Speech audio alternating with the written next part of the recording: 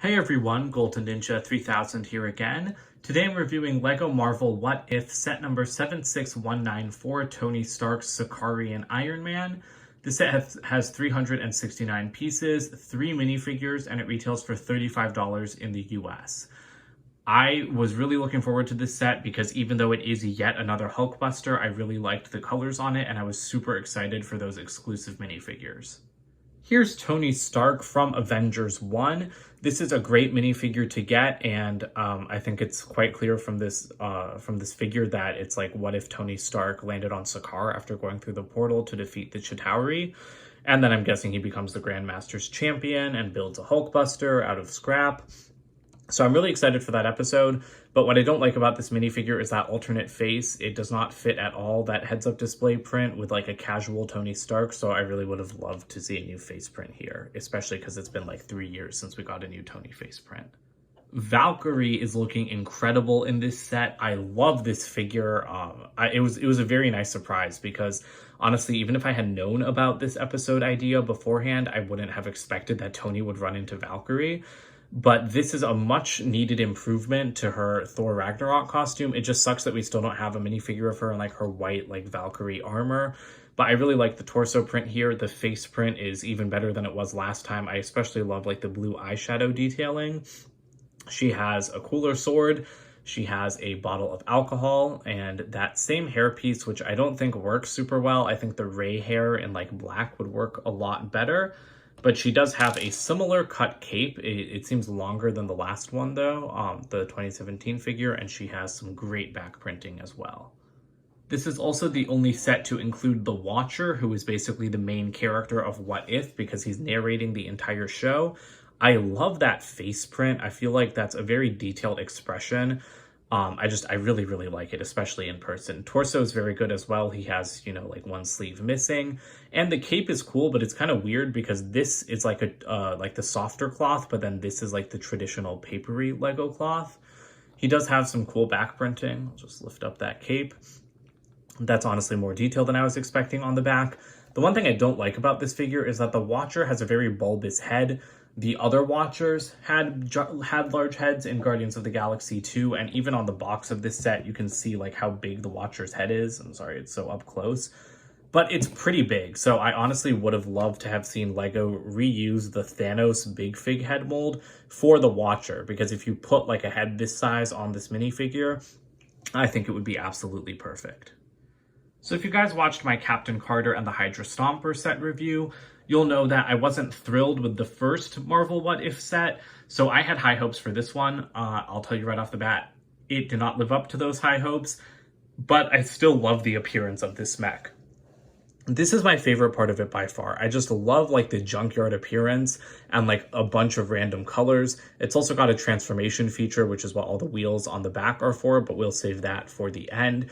I just really like the color scheme. I mean, you've got red, you've got orange, you've got teal, you've got gray, and then all of these stickers, even though there is like an insane number of stickers for like a build of this size, they add so much welcome detail. And so I just really love this center section, even like going down into the legs. It's just perfect to me.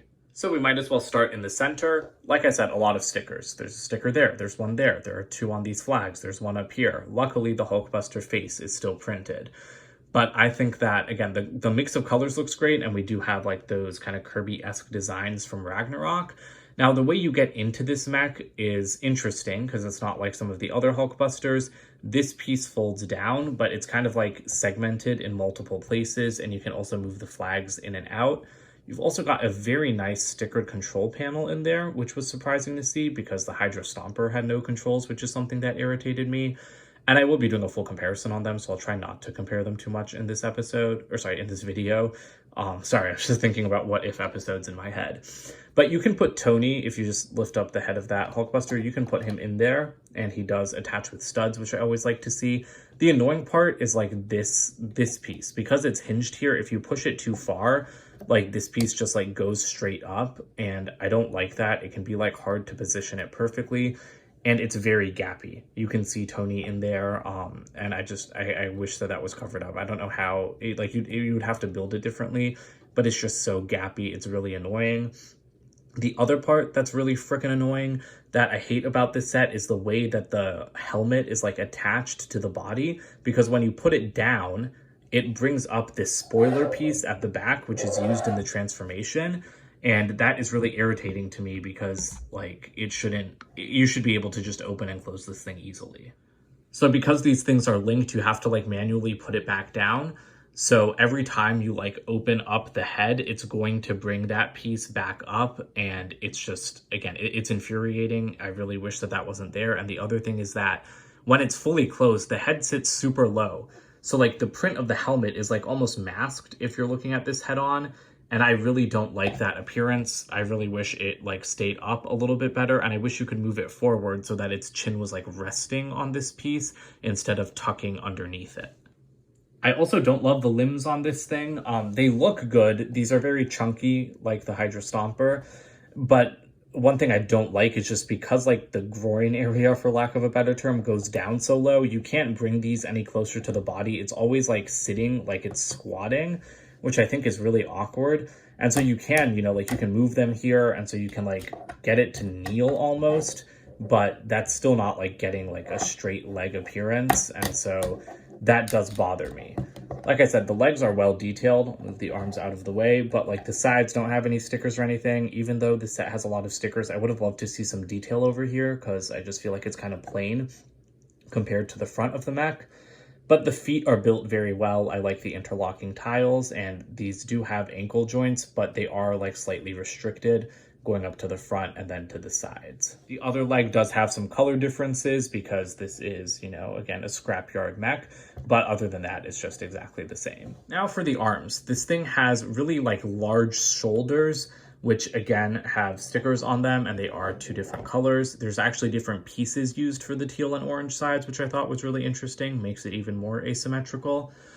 But I am kind of annoyed here too, because you've got these giant shoulders that are then like knocking into like the body, and the only movement is at the wrist. Like there's no arm here at all. You can only move these hands at the wrist. There's also no like play features here. Like you don't even have stud shooters on this thing like you had on the Hydra Stomper. And you just got these hands that, again, can't hold minifigures because, like, there's just no room to grip them. So if I try putting a minifigure here, okay, I think I could try to get it to hold it if I only use, like, some of the fingers. But it doesn't work as well as other mechs, the hands, and they have no play features. They just have some nice detail, but I do not like that articulation. I want actual arm articulation. I don't want shoulders that knock into the body of the mech and then just like wrists. It's very awkward, and it doesn't make for a good toy. The back does have a lot of detail. You've got all of these stickered pieces, like I said, that kind of make up the spoiler for the car. And then you do have all of these bits for the car. So now we'll go into how that transformation works. Basically, you just break off a bunch of pieces. So you break this off, then you disconnect these two wheels. Then you just start breaking even more off. So you take off these shoulders. Oh, whoops, sorry. Nope, that's not part of it. You take off the hands, but they have to come with that black Technic piece. Then you disconnect the legs. And then the reason that this mech has no waist articulation, which you usually see on mechs of this size, is because it just disconnects up here. And I always think that the disconnection point is lower, but no, it's just right there. And now you're left with all of these bits of mech. So I'm going to try to do this from memory. I've only transformed it once though, so I do have the instructions open next to me. You take this main part and you just kind of like lift the Hulkbuster head out of the way. This is the connection that I hated for it. It's like on this swivel piece, and it's just not a good connection. Usually Hulkbuster heads are on arms like this, but you're supposed to lift up these wheels. And then you kind of rotate this thing onto its back. You move the Hulkbuster head all the way up here, and then you kind of position the spoiler. Then you have to attach this piece to the middle, and you start to tuck this in. I'm gonna go ahead and check the instructions. You have to grab this like body piece, you attach that. This comes down and rests like that, and then you grab the wheels. It's not supposed to break off. All right, then you grab the wheels, and now you've got yourself a Tony Stark hot rod. So the legs and hands remain unused, but this thing actually looks like pretty good considering it's just like a pretty simple transformation thing. I'm really glad it wasn't a total rebuild because I prefer 2-in-1 transformations rather than having to completely rebuild the set from scratch.